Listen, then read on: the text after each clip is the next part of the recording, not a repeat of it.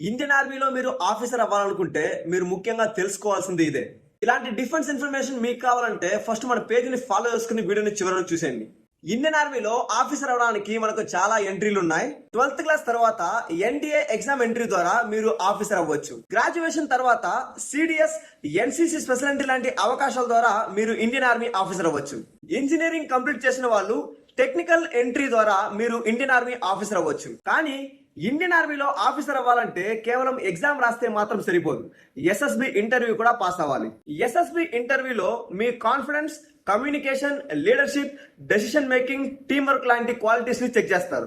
అలాగే Indian army officer అవ్వాలంటే మీకు మెడికల్ ఫిట్నెస్ కూడా చాలా ముఖ్యమైనది. మీరు కూడా ఇండియన్ ఆర్మీ ఆఫీసర్ అవ్వాలనుకుంటే మీ క్వాలిఫికేషన్ కి ఏ ఎంట్రీ సరిపోతుందో ఇప్పుడే తెలుసుకుని ప్రిపరేషన్ మొదలు పెట్టండి. మీ గోల్ ఆఫీసర్ అయితే మీ ప్రిపరేషన్ కూడా ఆ లెవెల్లోనే ఉండాలి. ఇందులో మీరు ఏ ఎంట్రీస్ గురించి తెలుసుకోవాలో కమెంట్ చేయండి, క్లియర్ గా వీడియో చేస్తాను.